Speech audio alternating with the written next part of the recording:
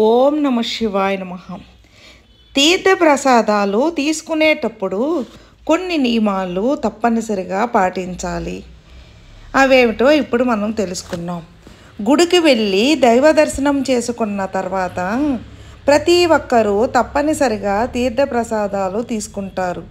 అవి తీసుకోకుండా గుడి నుంచి బయటికి రారు. ఒక్కొక్క ఆలయంలో ఒక్కో విధమైన తీర్థం ఇస్తారు. హిందూ మత విశ్వాసాల ప్రకారం తీర్థాన్ని తీసుకునేటప్పుడు కొన్ని నియమాలు పాటించాలి. తీర్థం తీసుకునేటప్పుడు ఈ నియమాలు తప్పనిసరిగా పాటించాలి. తీర్థాన్ని హస్తగోకర్ణ ముద్ర వేసి తీసుకోవాలి. కొంతమంది కుడి చేత్తో తీర్థాన్ని తీసుకుంటారు, కానీ అలా అసలు చేయకూడదు. ఎడమ చేతి మీద కుడి చెయ్యి పెట్టి తీసుకోవాలి. బొటన వేలు, చూపుడు వేలు మూసి మిగతా 3 వేళ్ళు ముందుకు చాపి తీసుకుంటారు. ఈ ముద్రలో భగవంతుని పవిత్ర జలాన్ని తీసుకుని నోట్లో వేసుకోవాలి. తీర్థం తాగేటప్పుడు శబ్దం రాకూడదు. అలాగే తీర్థం కింద పడకూడదు. మరొకరికి పంచిపెట్టకూడదు. ఓం అచ్యుత, ఆనంద, గోవింద అనే నామాలు స్మరిస్తూ భక్తి శ్రద్ధలతో గోవిందుడిని, దేవుడిని తలుచుకుంటూ ఆయా దేవుడిని తలుచుకుంటూ తీర్థాన్ని త్రాగాలి. తీర్థం కొద్ది మొత్తంలోనే తీసుకోవాలి. చాలామంది తీర్థం తీసుకున్న తర్వాత కుడి చేతిని తల మీద రాసుకుంటారు, కానీ అది చాలా తప్పు. తలపైన బ్రహ్మదేవుడు ఉంటాడు. మన ఎంగిలి బ్రహ్మకి అర్పణ చేసిన వాళ్ళం అవుతాము. అందుకే తీర్థం సేవించిన తర్వాత చేతిని రుద్దుకోవడం లేదంటే తుడుచుకోవడం చేయాలి. తీర్థాన్ని 3 సార్లు తీసుకుంటారు. అలా ఎందుకు తీసుకుంటారో చాలామందికి తెలియదు.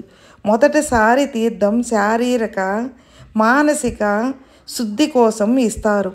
రెండోసారి న్యాయ ధర్మ ప్రవర్తన సరిగా ఉండాలని ఇస్తారు.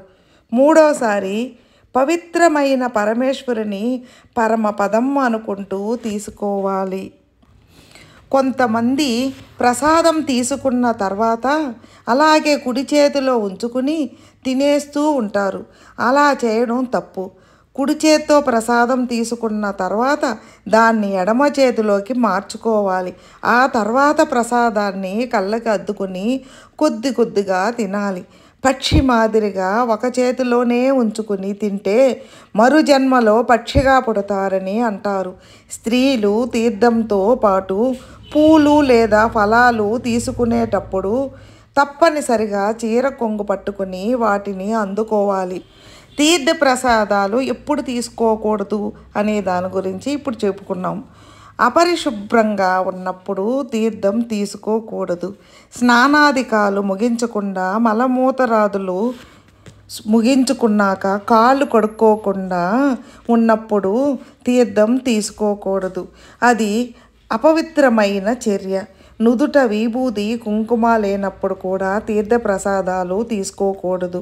అందుకే గుడికి వెళ్ళిన ప్రతి ఒక్కరూ ముందుగా కుంకుమ తీసుకుని నుదుటిన బొట్టు పెట్టుకుంటారు. స్త్రీలు నెలసరి సమయంలోనూ తీర్థప్రసాదాలు ముట్టుకోకూడదు. పూజ గది వైపు వెళ్ళకూడదు. తీర్థంలో ఎన్ని రకాలు? తీర్థం 4 రకాలుగా చెప్తారు. మొదటిది జలతీర్థం. అకాల మరణం, సర్వరోగాల నుంచి విముక్తి లభిస్తుంది. కషాయ తీర్థం రాత్రి పూజ తర్వాత పంచుతారు. ఇది కొన్ని దేవాలయాల్లో మాత్రమే ఇస్తారు. పంచామృత తీర్థం తీసుకుంటే బ్రహ్మలోకం ప్రాప్తిస్తుందని నమ్ముతారు. పానక తీర్థం ఇస్తారు.